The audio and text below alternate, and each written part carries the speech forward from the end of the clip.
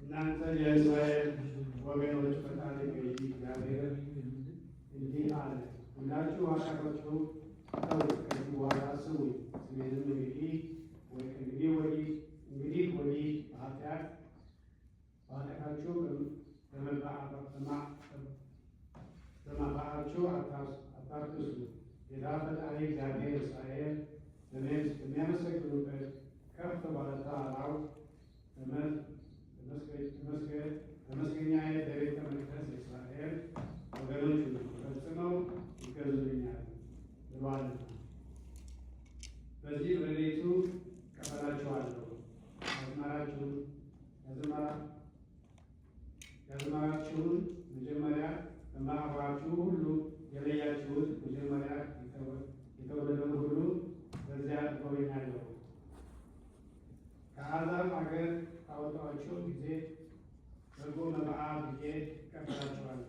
ከመሳቸው ዘንድ ከተበተናችሁበት ከአሕዛብ አገር መልሼ በረድኤት እቀበላችኋለሁ። በአሕዛብ ፊት በእናንተ እመሰገናለሁ። ለአባቶቻችሁ እሰጥ ዘንድ እጄን ወደ ነሣሁበት አገር ባገባኋችሁ ጊዜ እኔ እግዚአብሔር እንደሆንሁ ታውቃላችሁ። በዚያም የረከሳችሁበት በደላችሁንና ሥራችሁን ታስባላችሁ። በጥፋታችሁም ሁሉ ፊታችሁን ትነጫላችሁ። እንደ ክፉ ጎዳናችሁ ታላቅ ክፉ እንደሆነ ሥራችሁ ስሜ እንዳይረክስ እናንተ ይህን ሁሉ ባደረግሁ ጊዜ እኔ ፈጣሪ እግዚአብሔር እንደሆንሁ ታውቃላችሁ አለ። ነቢዩም በነቢዩ ስም የተቀበለ የነቢዩ ዋጋ ያገኛል። የአምላክ በረከት ከእኛ ጋር ለዘላለም ትኑርና ነቢዩ ሚክያስ የተናገረው ይህ ነው። ሕጉ በእነዚህ ዘንድ ያማረ ሲሆን ቅን የሆኑ ሰዎች በእርሱ ጸንተው ይኖሩና አስቀድመው ወደ ሕጉ የሚገሰግሱ የሆን ሁለቱ ነገድና 10 ነገድ በዚህ ኃጢአታቸው የእግዚአብሔር ልቡና ስላሳዘኑ ወገኖች የእስራኤል ግን ሰላምን ሕግን ፊት ለፊት ተቃውመዋል፣ ተጣሏል። ጋሻ ጦርንም አርቀው ይወስዱበታል። ተስፋውንም አስተው በሰልፍም ቀን ተከፏታል። ስራቸው ክፉ ነውና፣ ስለዚህ ወገኖች የተሾሙ አለቆችን ባህር በተሸለመ ቤቶቻቸው እየወጉ ይተዋቸዋል። ከጥንት ጀምሮ የነበራቸው ተራሮች ነገሥታት ለጥፋት ቀረቡ። ይህች ዕረፍትም ለእናንተ አትገባምና ተነስታችሁ ተማርካችሁ ሂዱ። ጣዖትን ስላመለካችሁ ፈጽማችሁ ጠፋችሁ። የሚከተላችሁን ሳይሆን ሸሽታችሁ አነስተኛ ጣዖት ጋኔ ጠላት አቆመልህ። አንተም በጣዖት የወይን ጠጅ ደምና ፈሰሰ። እኒህ ወገኖች ልጆቻችሁ ዘመን ይህ ይሆናል። የሁለቱም ነገድ ተስፋ ደጅ ከሚጠኑት 10 ነገድ ሁሉ ጋር 2 ነገድ ይመለሳሉ። መንጋ ወደ መግቢያው ተናንቆ እንዲገባ፣ በጎች ወደ ጎረኖ ተጨናንቀው እንዲገቡ መመለሳቸውንም አንድነት አደርጋታለሁ።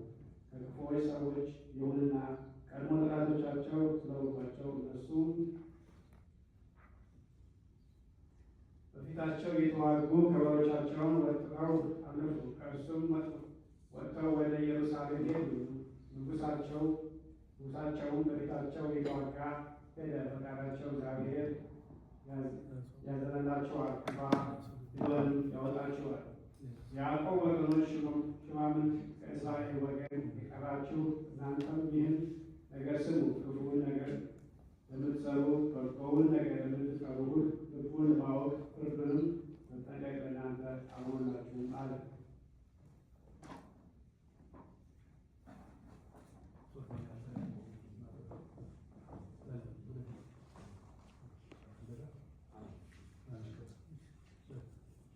ከላያቸው ላይ ቆዳቸውን ትገፋቸዋለህ፣ ሥጋቸውንም ከአጥንታቸው ላይ ትለያቸዋለህ። የወገኖቼ ሥጋቸው ከብታቸው እንደበሉ ቆዳቸውን ከሰውነታቸው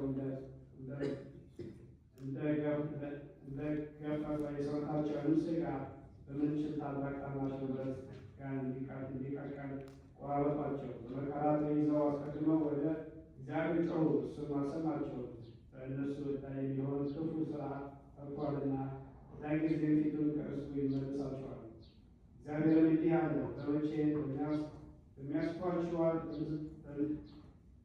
በሚያስቷቸው ከሥልጣናቸው በሚያጠፏቸው እኔ ያላዘንሁላቸው ሰላም ሰላም እያሉ በሚያጠሯቸው በእነሱ ጦርን በሚያስነሱባቸው በነቢያት ሐሰት በመዓት አለው። ይህን ሁሉ ስላደረጋችሁ ያያችሁት ራእይ ሌሊት ይሆንባችኋል፣ ጥንቆላችሁ ጨለማ ይሆንባችኋል። ነቢያቶቻችሁ በፀሐይ ይጠልቅባችኋል፣ የተናገሩትን ትንቢት ይቀርባችኋል፣ ቀኑ ይጨልምባችኋል፣ እውነቱም ይሰወርባችኋል። ሐሰት ዓለምን የሚሉ ሰዎች በዚያ ወራት ይጠፋሉ፣ ጠንቋዮችንም ይስቁባችኋል፣ ሁሉንም አንድ አድርገው ያሟችኋል። እውቀትን ፍርድን ገልጠው ለያዕቆብ ኃጢአቱን ለእስራኤል በደሉን ይነግሩት ዘንድ እግዚአብሔር መንፈሳዊ ሐሳብ ከደረጓቸው የሚሰጣቸው የለም አለ። አምላክ በረከቱ ከእኛ ጋር